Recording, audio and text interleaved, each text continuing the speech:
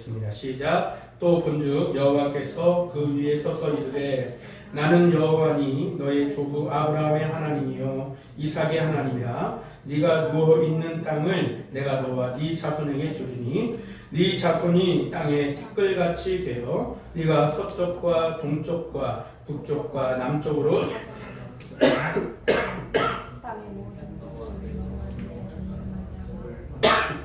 내가 너와 함께 있어 네가 어디로 가든지 너를 지키며 너를 이끌어 이 땅으로 돌아오게 할지라. 내가 네게 허락한 것을 다 이루기까지 너를 떠나지 아니하리라 하신지라. 아멘.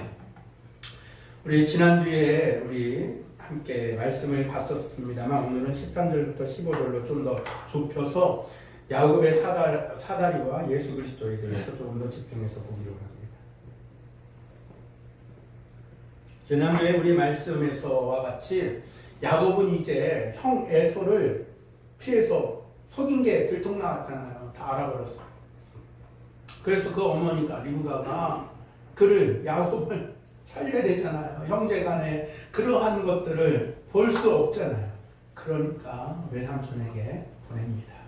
그렇게 가던 길에 우리 지난주에 얘기한 것처럼 그곳에서 기름을 붓고 그곳이 그 땅이 어떤 곳인가를 깨달았어요. 그래서 베델이라 라고 하는 이름까지 우리가 함께 했고 하나님의 집이 되었었던, 그리고 우리들 그렇게 한 주간 내내 찬송의 기름을 붓고 기도의 기름을 부으신 줄로 믿습니다. 오늘 그 야곱이 그곳에서 꿈속에서 본즉 12절에 사닥다리가 땅 위에 서 있는데 라고 하는 부분이었습니다. 사람이 위기를 당하게 되면 누구에게 최고의 기회인지 아십니까? 하나님에게 최고의 기회가 된다는 사실을 우리가 한번 지금은 아마 들어봤을 거라 생각합니다. 사람의 마지막이 하나님의 시작이다 라는 말도 들어봤을 거라 생각합니다.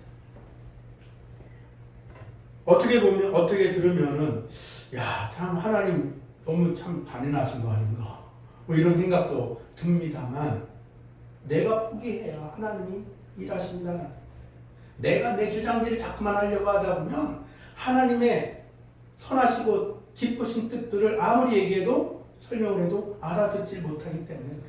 그래서 그게 조용히 잦아들 때까지 참아놓고 기다리고 계신다라고 이해하면 아마 정확할 거라 생각합니다. 그렇기 때문에 어떨 때는 우리의 모든 마지막이라고 생각했었던 그때가 하나님이 일하시는 기회, 주가 일하시는 그 순간이 아닐까. 그리고 그렇게 우리가 또 찬송을 한 줄로도 믿습니다. 그 마지막이라고 생각했던 때가 또 각각이 다르기는 합니다만 믿음으로 마지막이라는 그 일들을 겪었었던 사람들도 있었습니다.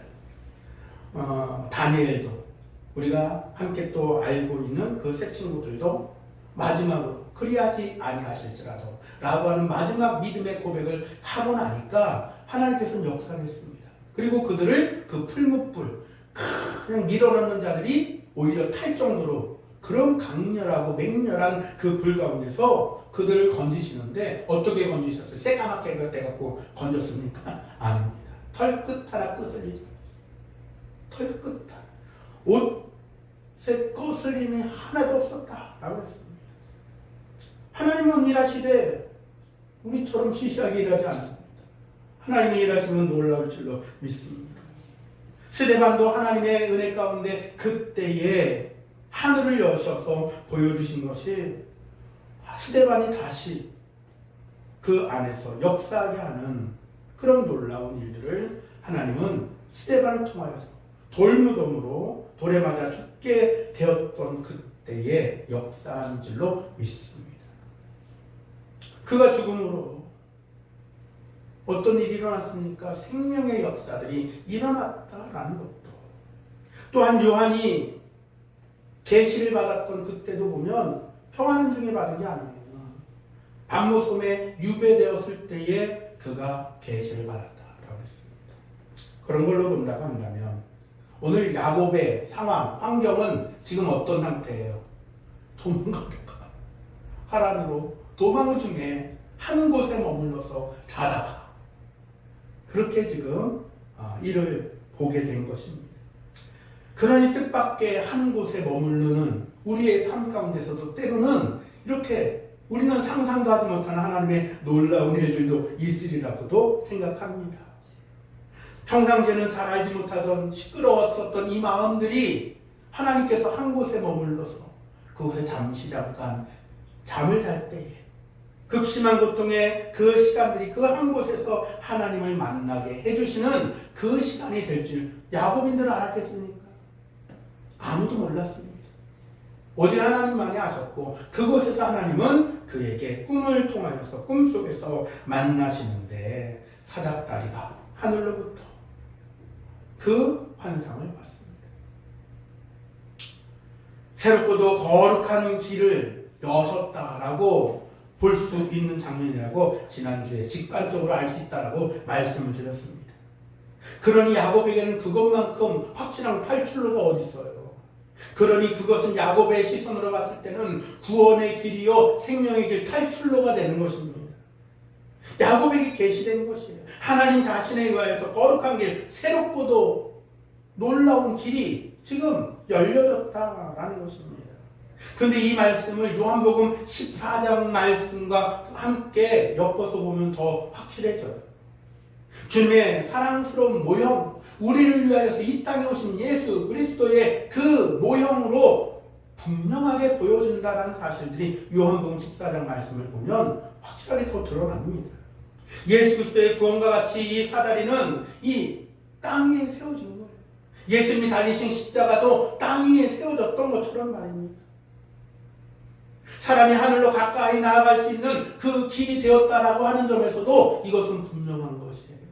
우리가 전에는 이제는 하나님 앞에 나아갈 수 없다가 이제는 그리스도 십자가의 사다리를 통하여서 우리가 거룩하지 못하지만 거룩하신 예수 그리스도를 힘입어서 그리스도로 옷 입고 하나님의 보좌 앞에 미칠 만큼 충분한 그것을 예수 그리스도가 하셨다라는 차원에서 야곱에게도 오늘날 믿는 저와 여러분에게도 그 은혜는 동일할 줄로 믿습니다.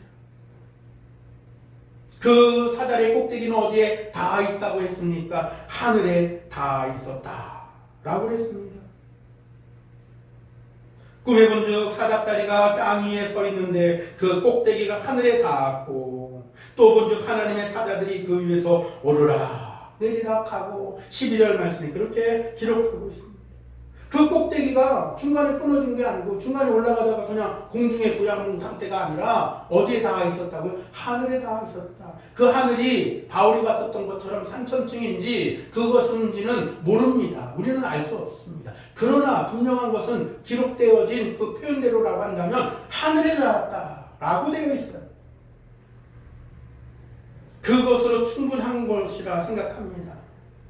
그리스도의 십자가의 사다리는 거룩하신 하나님의 보좌에 나아갈 수 있는 충분한 것이다 라는 것을 우리에게 보여주는 그러한 장면이다라는 것입니다. 앞서서 말씀드린 것처럼 그렇다고 야곱이 그 이후에 평탄대로를 걸었느냐? 그렇지는 않아요. 우리가 잘 아는 것처럼 하란으로 도망간 이후에 야곱이 얼마나 또 고단한 삶을 삽니까? 그가 남을 속인 것처럼 그도 남에게 속습니다. 외삼촌 나반에게 속습니다. 자기가 좋아하는 외삼촌의 둘째 딸을 라헬을 사랑해서 그를 얻기 위하여서 7년을 하루같이 그렇게 일했다고 했는데 신혼 딱 첫날 밤에 들어가 보니까는 라헬이 아니라 누구였어요? 레아였어요. 외삼촌이 뭐라고 합니까? 우리 마을의 전통에 의하면 하면서 첫째가 안 가고 둘째가 먼저 가는 법은 없어. 그러니 이번에는 레아야. 너의 사랑하는 라헬을 얻고 싶어? 그러면 7년을 더 일해라. 그리고 나서도 야곱은 얼마큼 더 일합니까? 근 20년 가까이를 그는 어쩌면 많이 고달픈 삶을 삽니다. 이런 환상을 받고 하늘에 닿아 있는 그 사닥다리를 봤었던 그 꿈이 있었지만 야곱에게는 아직도 뭘 못한 게 있는 거예요. 자기의 욕망과 자기의 욕심과 자기의 가지고 있는 이것들을 아직 꽉 붙들고 있는 그 상태예요. 사실은 아직까지는. 그러나 분명한 것은 그럴지라도 그 야곱이 그런 줄 하나님이 모르시고 이 환상을, 이 꿈을 보여주셨을까요? 야곱이 그런 줄 모르고 그래도 괜찮아 라고 그냥 눈 감고 이렇게 해준 걸까? 그게 아니에요. 그게 아닙니다. 너를 위해서 이러한 일들을 준비했어. 그러니 너의 욕심, 너의 모든 것들을 내려놔 라고 하는 음성으로 우리가 들음이 마땅할 줄로 믿습니다. 만약에 설정입니다만, 만약에 야곱이 그 하나님 아버지의 뜻을 깨달아 알고 그렇게 했더라면 어땠을까? 만약이라는 설정이긴 합니다만 말이죠. 우리가 예수 그리스도의 그 십자가의 그 은혜를 깨닫는다면 안달복달할 이유가 없다라고 5절에도 말씀을 드린 바가 있습니다.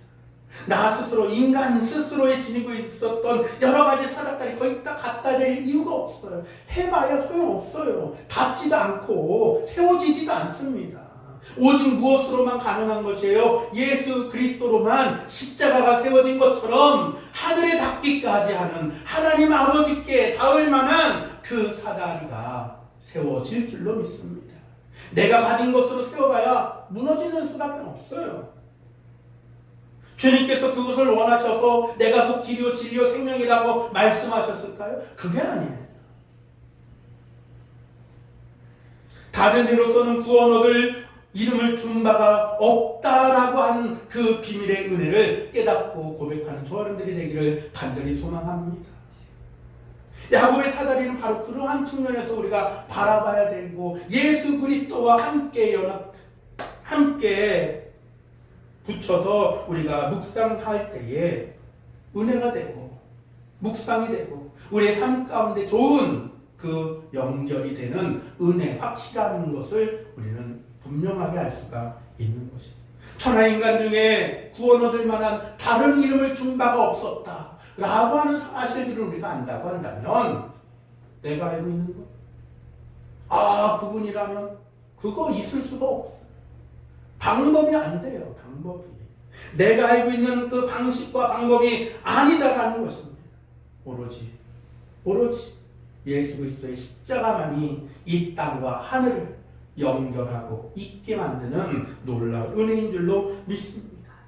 사다리를 오르내리는 사자를 통하여서 하나님은 그 천사들이 오르락 내리락 함을 통하여 우리가 무엇을 알 수 있을까요? 천사들은 누구를 섬기는? 하나님을 섬기고 또한 하나님께서 빚으신 우리를 위하여서 있는 피조물이라고 했습니다. 그러니 모든 천사들이 부리는 영이다라고 히브리서 1장 14절의 말씀을 통하여 본다고 한다면 하나님의 자녀요, 그 후사인 저와 여러분들을 섬기라고 보내심이 분명한 것이죠. 그러나 아직 우리의 처지가 이러다 보니까 천사보다 못한 것처럼 보입니다만, 그 일들 가운데서 그 천사는 하나님의 말씀대로 봉사일을 위하여서 섬기게 하는 영, 부리는 영, 후사들을 섬기라고 보내심이 아니뇨라고 했었던 히브리서 1장 14절의 말씀처럼 충실했어요. 그 임무에 충실했습니다. 우리도 하나님의 후사가 된 저와 여러분들이 만약 이 모습들을 우리가 그냥 흘려버림이 아니라고 한다면 우리도 신속하게 그것을 우리가 우리 삶 가운데 접목시키면 좋을 것 같습니다. 내가 섬김의 길은 사람을 보고 함이 아닌 하나님 아버지의 명령으로 주 예수 안에서 예수님 때문에 라고 하는 그 대명령을 주제로 우리는 최선을 다한 봉사가 아름답고 하나님 기뻐하실 줄로 믿습니다. 사람 보고 하는 그런 봉사가 아니고 말입니다. 하나님의 말씀입니다. 주 안에서. 또한 우리는 야곱의 사다리와 예수 그리스도를 연결하여 무엇을 알 수 있습니까? 은혜로우신 하나님의 약속, 언약이 있다라는 것도 우리는 분명하게 알 수 있습니다. 오늘 본문 말씀 13절에 또 본주 여호와께서 그 위에 서서 이르시되, 그냥 천사만 오르락내리락 한 게 아니라 누가 서 계셨어요? 그 위에 여호와께서 서서 지켜보고 계셨다. 살피신다라는 것입니다. 그냥 내버려 두시는 것이 아닌 돌보시는 하나님을 우리는 그 안에서 살필 수가 있을 줄로 믿습니다. 비록 아직 고집이 않고 그러지고, 아직 비록 욕심이 가득하고, 비록 아직 자기 아집이 가득하여서 자기 수단이 너무너무 많은 야곱이지만, 그럼에도 불구하고 본즉 누가 봤습니까? 여호와께서 본즉. 할렐루야. 이 은혜로우신 언약, 이것은 우리의 상태와 상황하고 전혀 상관이 없습니다. 여호와 하나님께서 결단하시고 결심하신 거예요. 우리를 살펴보시는 여호와가 계심을 늘 언제나 인지하며 우리가 살아가야 할 줄로 믿습니다. 여호와 하나님은 우리를 향해서 신실하세요. 언제나 신실합니다. 변함이 없어요. 우리가 이랬다고 이랬다, 우리가 저랬다고 저랬다, 너는 너 나한테 이랬지, 이러시지 않는다는 거예요. 하나님께 가는 길이 분명하게 지금도 열려져 있으니, 그리스도 예수를 통하여서 하나님께 가는 길이 확실하다.